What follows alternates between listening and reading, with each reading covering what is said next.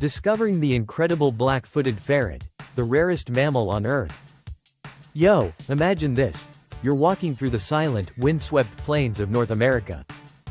The moon's up, stars twinkling, and suddenly, a pair of glowing eyes pop out from a burrow.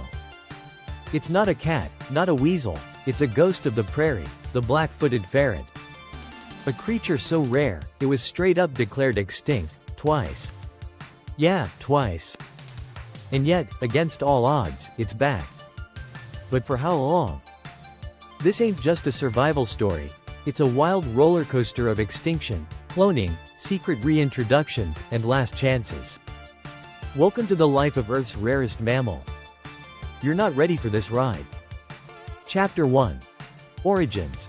The phantom of the prairie, the black-footed ferret, or Mustela nigripes, is native to the grasslands of central North America.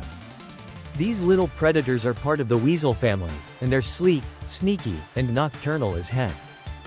We're talking long slender bodies, masked faces like tiny bandits, and, yep, black feet. They evolved to be the ultimate prairie dog hunters. That's basically all they eat. One ferret can take down over 100 prairie dogs a year.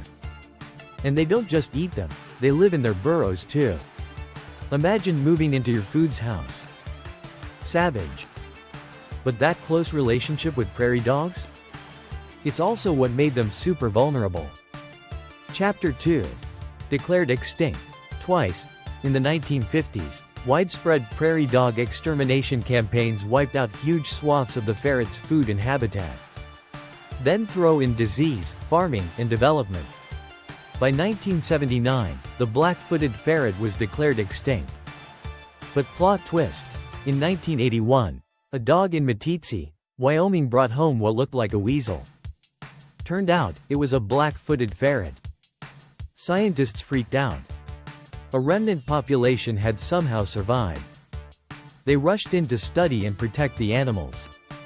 But disease hit that group hard, and by the late 80s, only 18 ferrets were left. Not in the wild. On Earth. That's it. 18. A species hanging by a thread. Chapter 3. The Comeback Plan. Ferret Avengers Assemble. Conservationists launched a massive captive breeding program. Every single black-footed ferret alive today comes from those 18 odd survivors. That's insane. They set up facilities in Colorado, Wyoming, and even Toronto. Ferrets were bred, vaccinated, and trained to hunt. Yeah, trained, because ferrets born in captivity didn't know how to be wild. They had to learn how to stalk prairie dogs in simulated tunnels like it was ninja school. Then, the big moment. Reintroductions. Over the years, they've been released back into protected prairie dog towns across the US, Canada, and Mexico. It's one of the most intense, hands-on conservation success stories ever. But it's not all sunshine. Chapter 4. Ferret Problems, Plague, Politics, and Prairie Dogs. The black-footed ferret faces threats on all sides. First up, Sylvatic Plague. It's like the medieval Black Death for prairie dogs and ferrets. One outbreak can wipe out an entire colony. Then there's habitat loss. Grasslands are still getting plowed up for agriculture and development. And not everyone's a fan of prairie dogs. Some ranchers see them as pests. So ferret conservation isn't just about biology. It's politics, economics, and public education too.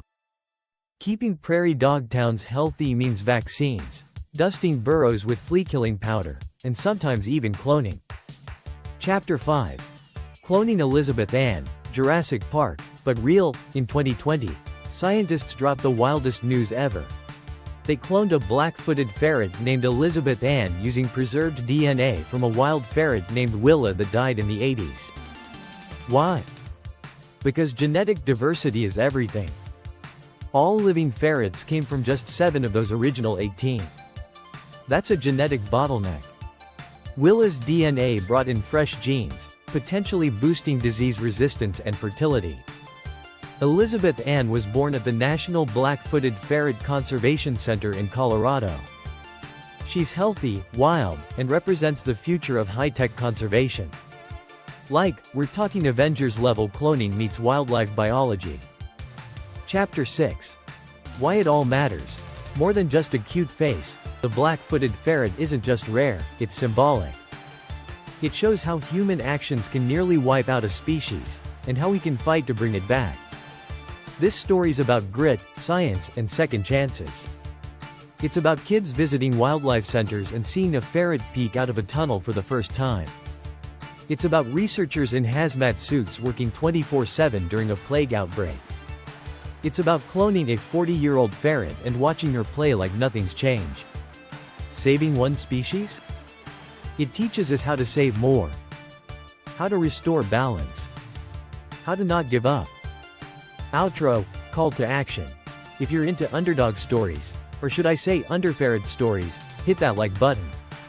And if you want more insane animal survival sagas, rare species deep dives, and epic wildlife face-offs, smack that subscribe button and turn on the bell. Trust me, this channel's got more wild drama than a nature doc crossed with reality TV.